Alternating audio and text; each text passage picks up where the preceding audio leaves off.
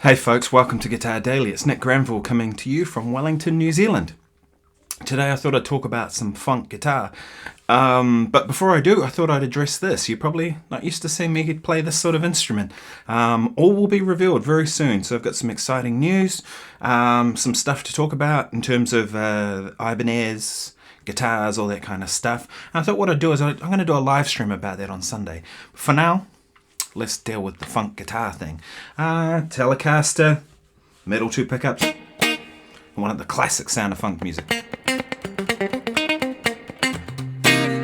So funk guitar, there's so much to this. It's such a big part of what I do. It's funny because people think, jazz musician. Well, yeah, but I also do other stuff. I do a lot of funk stuff, rock stuff, blues stuff. But I particularly love any kind of groove guitar stuff. And there's a couple of things I do and a couple of ways that you can work on them. Thought I'd talk about that today. So first thing I'll talk about is kind of your standard kind of funk chordal type thing. Now, it's very rare that I play full chords like this. Even if I'm holding like a C7 sharp 9, classic funk chord, I won't play all the notes. I'll just play.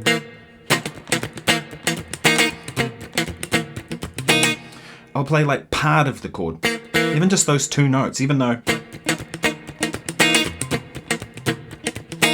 you might see me holding the whole chord, right? And the thing to work on that, the way to work on that, is put a metronome on and just practice going. Right, feeling all the 16thness, 1 E into 2 E into 3 E into 4 E into, and then try picking out different chords. So we're just going to beat 1. I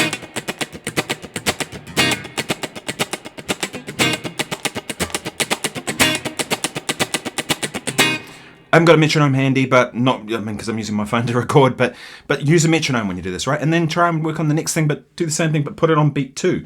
1, 2, 3, 4, 1, 3, 4, 1.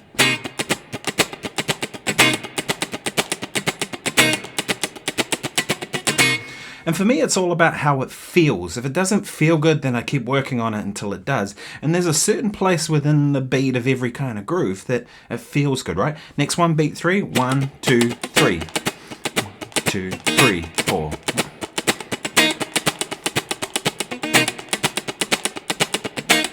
right, and then do beat 4. 1, 2, 3, 4.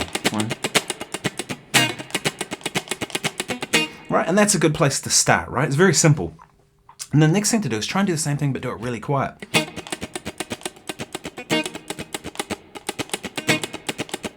And any kind of little inaccuracies, whatever, just iron them out. It's kind of hard to talk and play. Right, hard to talk and play, how it is. Right, so do that, and then try working on instead of beat 1, working on the first upstroke.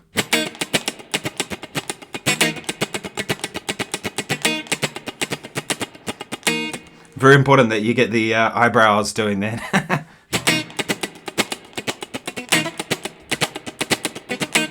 Right, and then down, up in the next downstroke.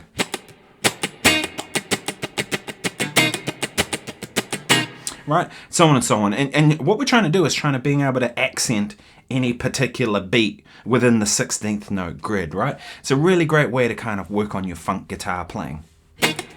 And then, you might decide to go, okay, I'm going to do the first note, and then I'm going to do the 6th note. That might be a rhythm that you work on for a while.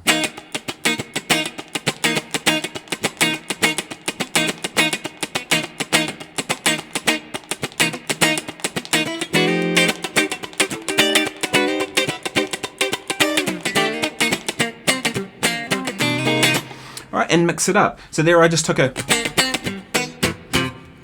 right, and played a little melodic line in amongst it, right? And then, of course, I use palm muting a lot with this stuff, so I'll get, like, bubblegum type guitar parts where I'm muting with my palm.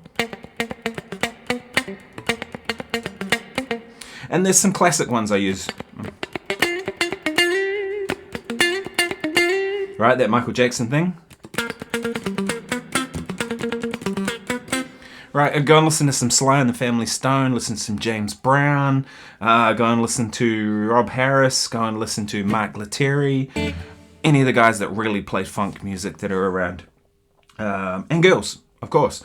There's loads of really funky female players too. Ella Ray Feingold, very funky player. Go and check out Ella. Amazing.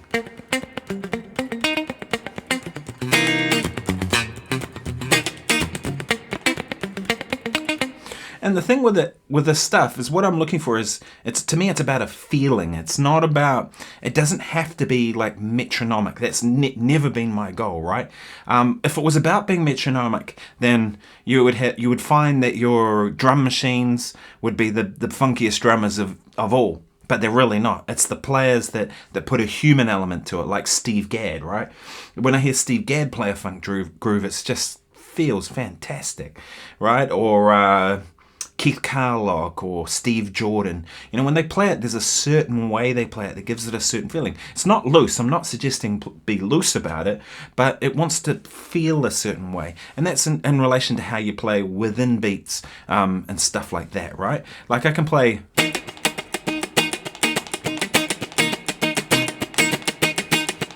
To me, that feels like crap. It feels like I'm sitting on the back of it, right?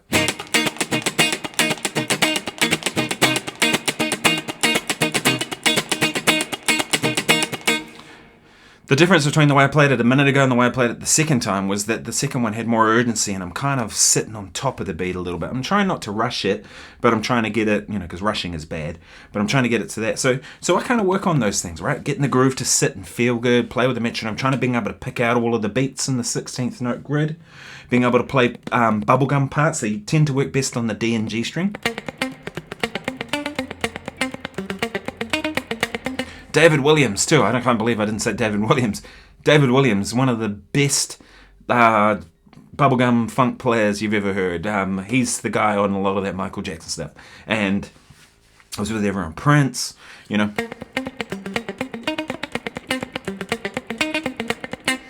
I'm playing with reverb now, but generally I'll practice this stuff pretty dry like I did in that intro.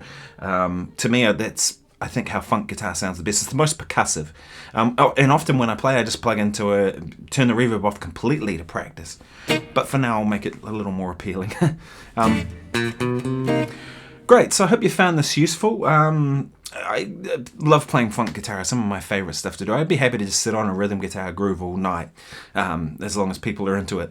Then that's cool with me. I will talk about the whole Ibanez thing, as I mentioned. That'll be coming in a video soon. I'll do that in the live stream on Sunday. This Sunday's live stream, I'm going to push it back a little later. It won't be able to be 6:30 because that's right in the middle of my gig. I'm playing at the blues club here the jazz club in Wellington with a blues harmonica player. I'm playing some sort of mix of jazz and blues stuff. So I'll try and live stream that gig if I can. If I can sneak my phone somewhere to kind of put it in the corner, then I will. But I'm going to do the standard live stream, but instead of being 6:30, I think I might make it 9 o'clock because by then I should be home from the gig. Anyway, for now, thanks so much for watching. I appreciate you being here. Remember to subscribe if you haven't already.